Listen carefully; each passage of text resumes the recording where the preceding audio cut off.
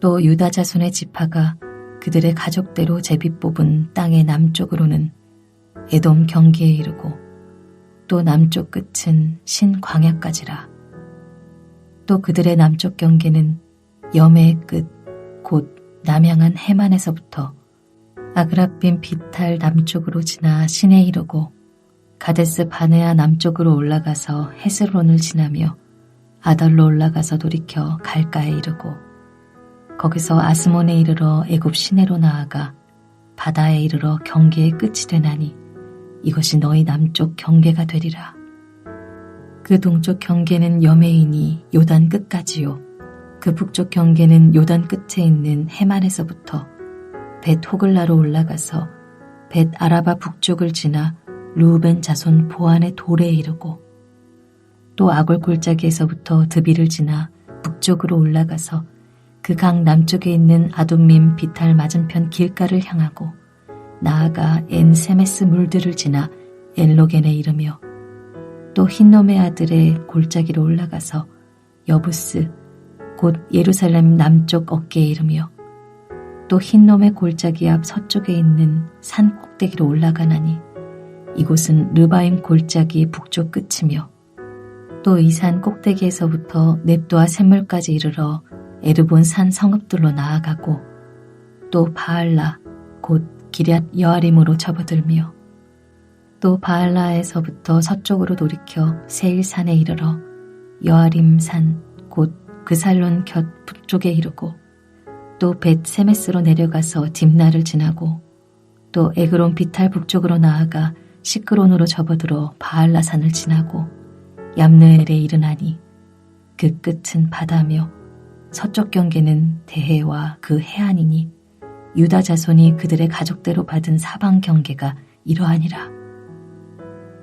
여호와께서 여호수아에게 명령하신 대로 여호수아가 기럇 아르바 곧 헤브론을 유다 자손 중에서 분깃으로 여분네의 아들 갈렙에게 주었으니 아르바는 아낙의 아버지였더라. 갈렙이 거기서 아낙의 소생 그 세 아들 곧 세세와 아이만과 달메를 쫓아내었고 거기서 올라가서 드빌 주민을 쳤는데 드빌의 본 이름은 기럇 세벨이라. 갈렙이 말하기를 기럇 세벨을 쳐서 그것을 점령하는 자에게는 내가 내 딸 악사를 아내로 주리라 하였더니 갈렙의 아우 그나스의 아들인 온니엘이 그것을 정령함으로 갈렙이 자기 딸 악사를 그에게 아내로 주었더라. 악사가 출가할 때에 그에게 청하여 자기 아버지에게 밭을 구하자 하고 나귀에서 내리매 갈렙이 그에게 묻되 내가 무엇을 원하느냐 하니 이르되 내게 복을 주소서. 아버지께서 나를 네겝 땅으로 보내시오니 샘물도 내게 주소서 하매 갈렙이 윗샘과 아랫샘을 그에게 주었더라.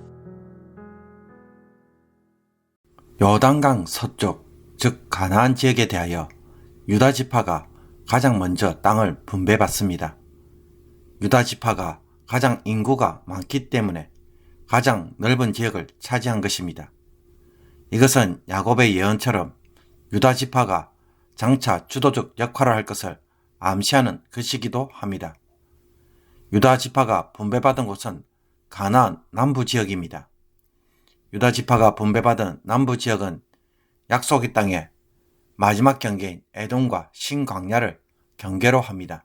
남쪽 경계에 대한 설명을 보면 동쪽에서 서쪽으로 이동하면서 경계를 설명하고 있습니다. 즉 여매 끝에서 아그라빔 비탈을 지나 가데스 바니아 남쪽을 거쳐 애굽 시내를 따라 바다 즉 지중해 끝이 남쪽 경계이자 서쪽 경계의 끝이 됩니다. 동쪽 지역의 경계는 염해의 서쪽 해안입니다. 염해는 유다 지파와 루벤 지파의 경계를 이루고 있습니다. 북쪽 경계는 매우 자세하게 소개되어 있는데 이는 베냐민 지파의 땅과 경계를 이루고 있기 때문입니다. 경계를 보면 요단강 끝, 즉 염해 입구에 있는 해만에서 시작해서 벤 호글라, 루벤 자손의 보한의 돌, 흰놈의 아들 골짜기로 올라가서 예루살렘 남쪽 비탈에 이르며 여기에서 다시 르바임 골짜기, 넵도아 샘물, 기랏 여아림, 세일산, 베세메스, 딥나, 에글론, 시끄론, 바알라산, 얌네엘, 대가 북쪽 지역의 서쪽 끝입니다. 그러므로 유다 지파가 분배받은 땅을 보면 블레셋 지역도 포함하고 있지만 제대로 정복하지 못하고 다윗 시대에 갔어야 블레셋이 이스라엘의 속국이 됩니다. 오늘 본문 13절에서 19절까지는 갈렙 족속이 기업으로 받은 땅을 유다 지파가 받은 지역으로 소개하고 있습니다. 여호수아가 갈렙의 요청에 따라 헤브론 산지를 갈렙의 분깃으로 주므로 갈렙은 아낙의 세 아들 세세와 아히만과 달메를 쫓아내어 정복합니다. 더 나아가 갈렙은 드빌까지 점령을 하였는데 이때 갈렙은 자신이 직접 나서지 않고 갈렙의 아우 그나스의 아들 운니엘을 통해 드빌을 점령합니다. 갈렙은 드빌을 쳐서 점령하는 자에게 자신의 딸을 주겠다고 약속하였는데 운니엘이 드빌을 점령함으로써 갈렙의 딸 악사를 아내로 맞이하게 됩니다.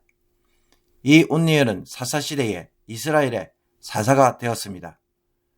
이처럼 악사가 출가를 할 때 그녀는 결혼 지참금으로 아버지 갈렙에게 밭과 우물을 달라고 요청합니다.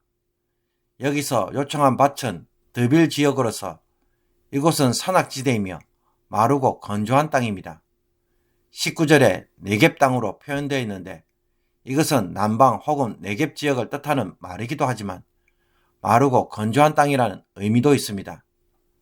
운니엘과 악사가 이곳에 살기에는 물이 필요했기에 샘을 달라고 한 것입니다. 척박한 땅이지만 그 땅을 일구며 자신의 기업으로 삼아 살겠다는 개척 정신을 보여줍니다. 그래서 갈렙이 윗샘과 아랫샘을 그에게 줍니다. 이처럼 유다 지파에게 주어진 땅을 보면 지파들 가운데 가장 넓은 지역을 차지함으로써 창세기 49장 10절에서 야곱이 죽기 전에 한 유언이 성취된 것을 보여줍니다. 야곱은 유다에게 규가 유다를 떠나지 아니하며 통치자의 지팡이가 그 발 사이에서 떠나지 아니하기를 실로가 오시기까지 이르리니 그에게 모든 백성이 복종하리로다 라고 하였습니다. 그러므로 이스라엘 지파 가운데 원래 장자는 르벤 지파임에도 불구하고 신앙적인 측면에서 가장 많은 땅을 차지한 유다가 장자 역할을 맡아서 주도해 나가야 할 사명과 책임이 있음을 보여주는 것입니다. 실제로 사사시대에 남은 미정복 지역을 점령하는 일에 있어 유다가 지도자적 역할을 합니다. 여호수아가 죽은 후에 이스라엘 자손이 여호와께 여쭈어 이르되 우리 가운데 누가 먼저 올라가서 가나안 족속과 싸우리이까? 여호와께서 이르시되 유다가 올라갈지니라. 보라, 내가 이 땅을 그의 손에 넘겨주었노라 하시니라. 그러므로 유다가 많은 땅을 차지한 만큼 그에 해당하는 사명과 책임도 크다는 것은 우리에게 무엇을 말합니까? 쉽게 말해 유다에게 그와 같은 큰 복을 주신 이유는 해야 할 일이 많기 때문입니다. 그런데도 우리는 하나님이 나를 통해 하시고자 하는 사명과 책임은 전혀 관심을 두고 복만 많이 받고자 하는 것은 없습니까? 캐나다에 와서 자동차를 구매하고자 여러 나라의 차들을 구경할 때 비싼 유럽 차들을 본 적이 있습니다. 중고로 사려고 하니까 살만한 가격이어서 구경을 했습니다. 그러나 유럽 차들을 보니 사서 타고 다니는 것이 문제가 아니라 고장이 나거나 부품을 교체할 때 차량 수리비가 만만치 않았습니다. 소위 유지비가 너무 많이 들어가서 엄두가 나지 않았습니다. 하나님이 나에게 큰 복을 주시려고 하지만 그러나 그 복을 감당할 만큼 영적인 역할, 도전, 책임에 대하여 나는 얼마나 준비되어 있습니까? 그것이 준비되어 있지 않는 상황에서 그 복을 받고자 한다면 그 복은 우리를 살리는 것이 아니라 도리어 부담감이 되고 나를 죽이는 일이 될 수가 있습니다. 어제도 갈렙을 통해 도전받았던 것처럼 오늘 본문에서도 운니엘과 악사를 통해 우리에게 도전하고 있는 것이 무엇입니까? 건조하고 메마른 드빌 지역을 싸워서 점령한 운니엘과 그곳을 자신의 기업으로 삼고 험지에서 기꺼이 살고자 하는 악사는 우리가 무슨 복을 추구해야 하는지를 가르쳐 주고 있습니다. 감당할 수 있는 복을 구하고 전투를 통해 승리해 가면서 땅을 차지하는 신앙이야말로 하나님이 원하시는 가나안 땅의 삶인 것입니다.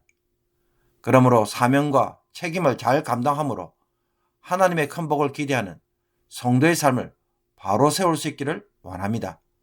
온니엘처럼 힘든 지역일지라도 기꺼이 순종하고 정복해 가는 것에서 유다 지파는 이스라엘 지파들 가운데 지도자적 역할을 감당할 수 있는 것입니다. 수고하지도 않고 좋은 것만 취하려고 하고 복을 누리는 것에만 집중할 것이 아니라 나에게 주어진 사명과 책임을 완수하는 것에 다시 한번 눈을 돌리는 오늘이 되기를 원합니다. 하나님이 나를 통해 이루시고자 하는 일들이 무엇입니까? 어떤 이들은 그토록 오랫동안 신앙생활을 하였음에도 불구하고 아직도 자기가 무엇을 해야 하는지 하나님이 나에게 도전하시는 비전과 사명에 대하여 무지한 자들이 있습니다. 하나님이 나를 통해 이루시고자 하는 것은 나의 비전이 아니라 그분의 비전입니다. 내가 하고 싶고 할 수 있는 일에서 시작하지만 우리의 사명은 내가 하고자 하는 일이 아니라 하나님이 하시고자 하는 일이라는 것입니다. 이것을 늘 마음에 품고 기도할 때 그 속에서 내가 맡은 역할이 나오는 것입니다. 이 사명을 속히 발견하고 그 사명을 이루기 위해 맡은 일을 오늘도 잘 감당하는 성도가 되기를 주님의 이름으로 축복합니다. 기도드리겠습니다. 하나님 아버지, 하나님의 큰 복을 누리기 위해 하나님의 사명을 감당하는 자가 되게 하시며 기꺼이 훈련되고 다듬어지게 하옵소서. 주님의 제자로 사는 삶이 무엇인지 사모하게 하시며 삶의 현장에서 주도적인 역할을 함으로 주변 이웃들에게 늘 베풀고 말씀으로 위로하며 하나님의 뜻이 어디에 있는지를 사람들에게 증거하게 하여 주옵소서. 소금과 빛의 역할을 주도적으로 하게 하옵소서. 열방을 위해 선교사적 삶을 살고자 기도하고 후원하며 일꾼을 세우고 파송하고 때론 내가 나가서 복음을 전하는 일에 어떤 형태로든지 쓰임받게 하여 주셔서 하나님의 일을 이루게 하시며 이 일을 이루도록 하나님이 복 주시는 것을 삶에서 체험하는 모든 성도들이 되게 하옵소서. 예수 그리스도의 이름으로 기도하옵나이다. 아멘.